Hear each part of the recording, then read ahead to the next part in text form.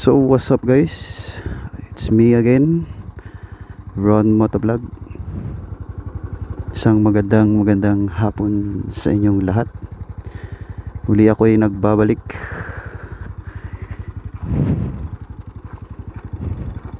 Welcome po kayo dito sa aking video. Yeah.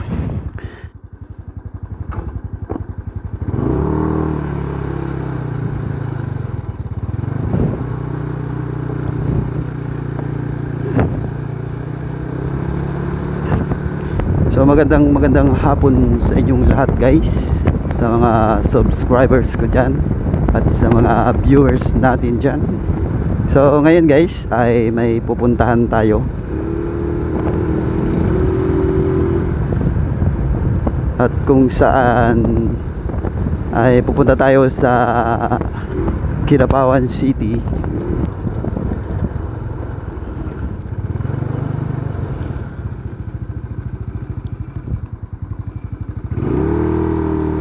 At ang pupuntahan natin sa Kidapawan City guys ay doon sa aming opisina, sa opisina ng aming agency. Ang pakay natin doon ay kukuha tayo ng sahod, dahil sahod na rin namin ngayon. Ako ang kukuha ng mga sahod namin. So ngayon guys ay gamit pa rin natin si Mio Sporty. Salukuyan ko pa rin siyang ginagamit sa araw-araw na biyahe ko, lalo na papunta ako ng trabaho at pauwi.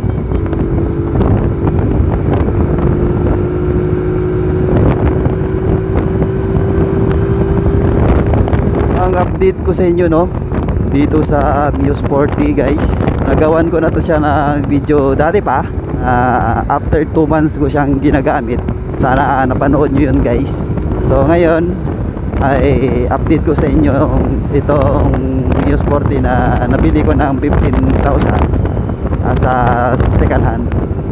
Goods pa naman siya guys, nagagamit ko pa rin siya araw-araw, maandar at tumatakbo. Hindi pa rin ako natitirikan nito guys. Hindi ko pa naman siya na 100% na napaayos, mula nung pagkakuha ko sa kanya. Dahan-dahan ko siyang binilhan ng mga parts, tulad ng side mirror at yung kanyang brake caliper na set, at yung rear brake cable niya sa likod. Yun pa lang naman ang nabili ko at ilagay ko sa kanya. Bale, meron din akong video nun guys, sana napanood nyo din yun guys. Minidyohan ko yun siya guys sa pag-unbox at pagkabit dito kay Mio Sporty. Marami pa naman siyang mga kulang guys, dahan-dahan ko lang siyang inaayos para unti-unti natin siyang ayos. Sa ilang buwan ko siyang nagagamit sa kondisyon ni Mio Sporty guys ay okay naman. Wala namang binigay sa akin na sakit ng ulo.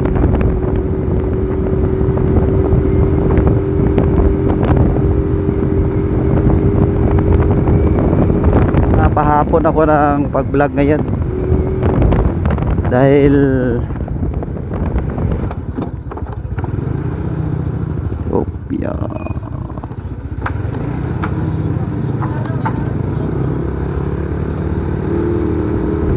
nag-relax pa ako kanina guys. Galing pa kasi ako ng trabaho kanina umaga at nag-out ako. Tulog muna ako. Naisip ko pagkagising ko ay sahod pala namin ngayon. So pupunta tayo doon. Gamit natin itong Mio Sporty. Kaya hapon na akong nakapag-vlog. So mamaya matapos tayong makakuha ng sahod ay papakita ko sa inyo kung ano na ang kondisyon ni Mio Sporty at ano na ang naidagdag kay Mio Sporty sa kanyang mga pyesa. Ngayon ay araw ng Martes. Medyo hindi busy ang daanan ngayon. Medyo matirik ang araw ngayon. So malapit na tayong makarating sa Kidapawan downtown.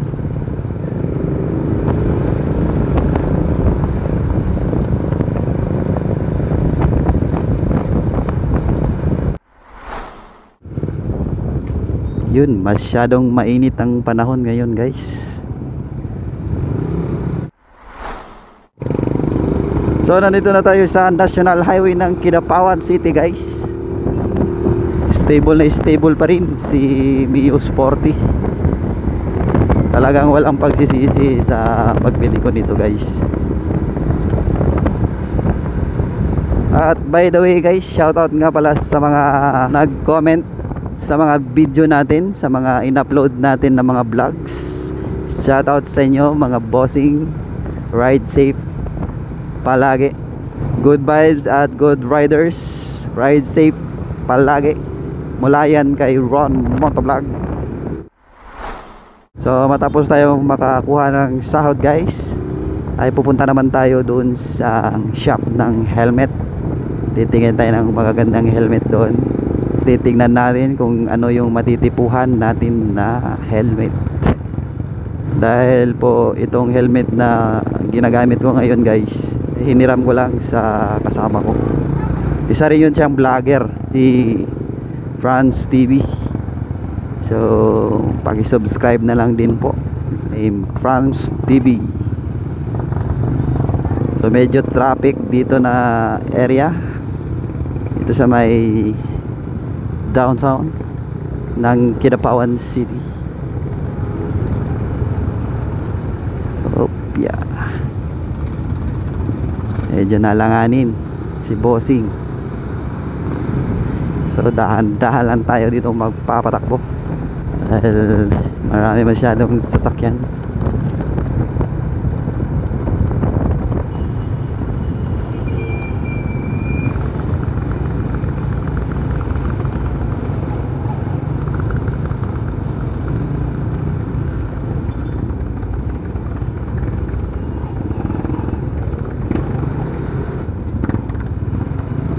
So bale meron nga pala akong sasagutin. So nagtatanong siya kung tipid ba daw sa gas itong si Mio Sporty. So shoutout sa iyo sir, no? Sana mapanood niyo ito.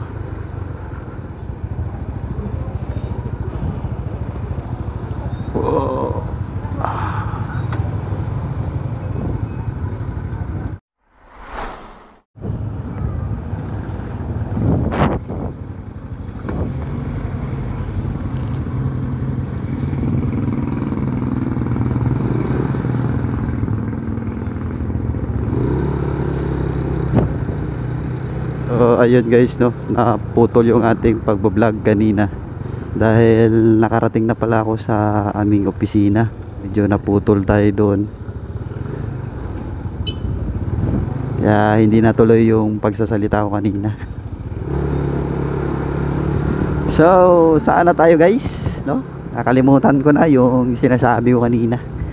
Naputol kasi tayo dahil na nakarating na pala tayo sa pupuntahan natin doon sa opisina.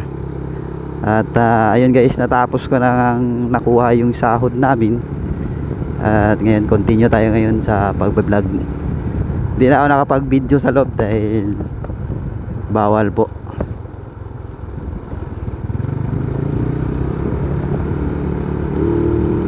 So about doon sa nag-comment sa una kong video na yung test drive ko siya ng long ride, may nagtanong doon na hindi ba ako naubusan ng gasolina. So sir, shoutout sa iyo. Sa takbong pogi lang po at sa 38 kilometers na biniyahe ko ay tipid naman po at hindi pa ako naubusan. Bale 100 pesos pa nga yung pinanggas ko doon bago ako bumiyahe pauwi at tennis drive yun. So yun sir, sa 100 pesos ko 38 kilometers, no, ay may natira pa pong gas at hindi pa ako naubusan ng gas. So medyo tipid-tipid talaga siya. So medyo meron pa pong natira konti. So nandito na tayo sa Dayan Trade Helmet. So titingin muna tayo ng helmet guys.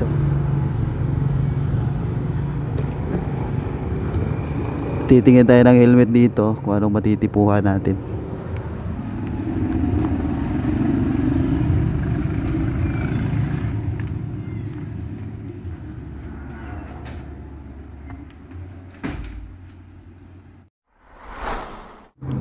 So ayun guys, no, tapos na tayong tumingin ng mga helmet.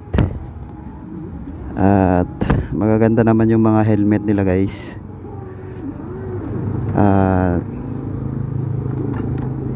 Tamang-tama naman sa mga presyo. At mga kilalang brand din kasi yung mga helmet nila guys. Kaya medyo may kamahalan yung kanilang helmet. So may mga kilalang brand yung kanilang helmet guys.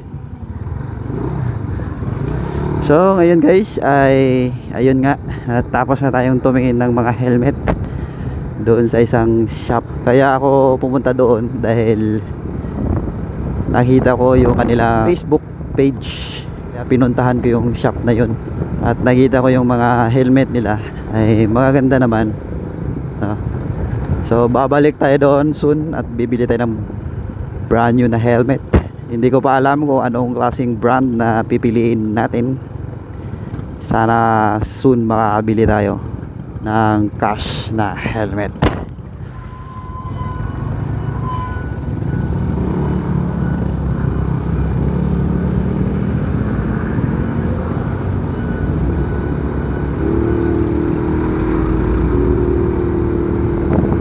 So ayan guys, pabalik na tayo, no. Dadaanan muna natin yung pinagtatrabahuan ko kung saan ako nag-duty. Ihahatid ko muna yung pera ng kasama ko o sahod ng kasama ko dahil ako ang kumuha ng kanyang sahod. Siya po ang on duty ngayon, ako po ngayon ay off duty. Gamit ko nga yung kanyang helmet, hiniram ko muna saglit. Pabili rin tayo ng helmet soon. May helmet kasi ako guys, kaso nabudol ako doon. Facebook ko lang yun siya nabili. At nung time na pagdating sa akin peke pala, nabudol tayo. So hindi ko na sasabihin yung brand o anong klaseng helmet yon.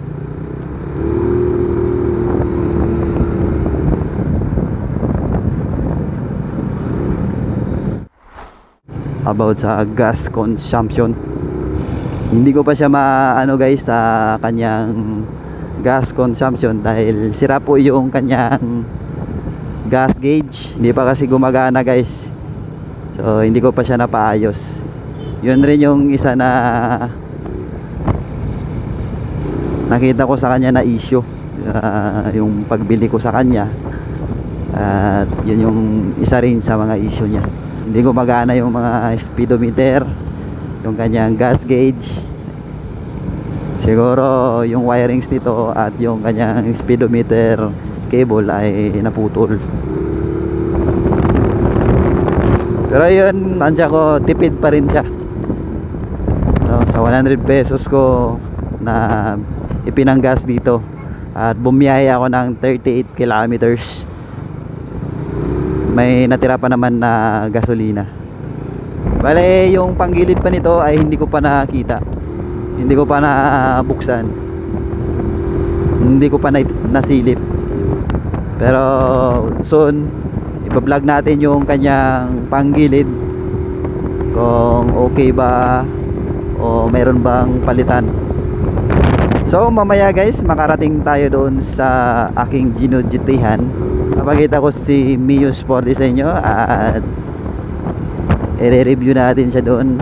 I-review natin siya sa simula nung pagkuha ko at hanggang ngayon na ginagamit ko, kung ano na ba siya ngayon, para malaman ninyo. Dahil may nag-comment sa video natin na tinatanong nila na kumusta na yung motor na ginagamit natin na si Mio Sporty.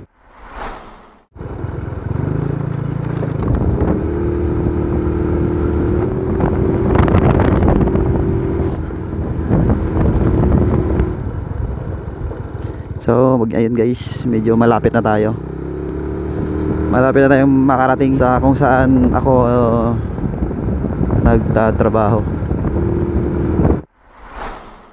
So nandito na tayo guys. Nakarating na rin tayo sa wakas ng safe and sound. Ayan.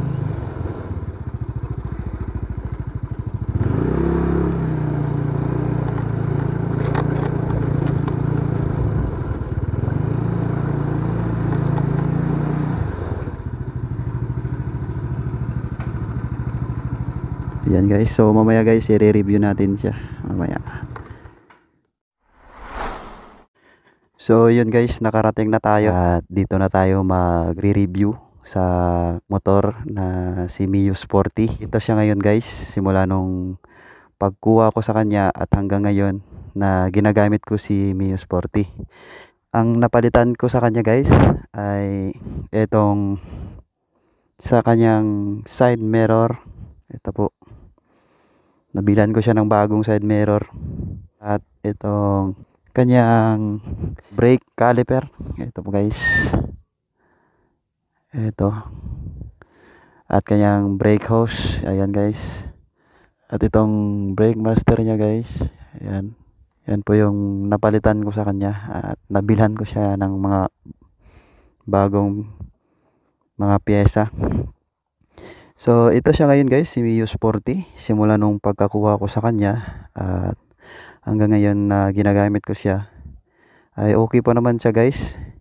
Condition pa naman siya at maganda pa naman ang kanyang takbo at maganda pa naman yung kanyang andar. Kanyang panggilid guys, ito yung kanyang panggilid. Ayan, so wala siyang takip. Yung sa mga brand new ay may takip dito. Ayan, hindi ko alam ang tawag kung anong tawag doon. Ito pa pala guys ang napalitan ko sa kanya, itong rear shock. So pinalitan ko siya ng rear shock. So ayan guys, manipis na yung kanyang gulong.